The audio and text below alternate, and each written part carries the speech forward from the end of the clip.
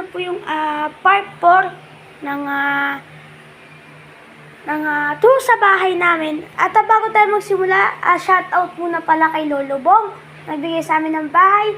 At God bless you, Lolo Bong. Maraming salamat.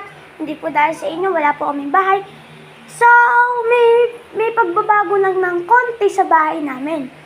So, pinakita ko na lahat ng bagay-bagay dito. So, may bago kasi sa lababo. So, guys, may ilaw kami sa lababo. Pero, kapag lalapit ako, guys, ito ang nangyayari. Yan, guys, umiilaw siya ng kusa. Yan, ha? Kaya, aantayin ko lang mamatay. Ulit lang ako. Hindi nyo kasi nakita eh. Nakababaw kasi yung... O, diba, guys, ang ganda.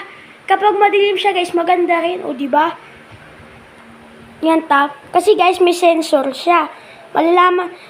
O, yan, namatay na. Ngayon, kapag lalapit ako, o, diba, guys? Sobrang ganda niya kapag bumubukas. Diba? May sensor kasi. Kaya, maganda siya pag madilim. So, meron din kaming ganyan sa kwarto. Ipapakita ko yan next soon.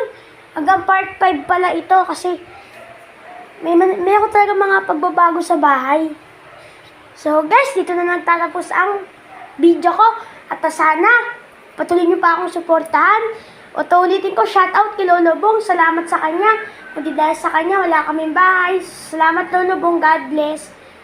Kaya magkita-kita ulit tayo sa part 5.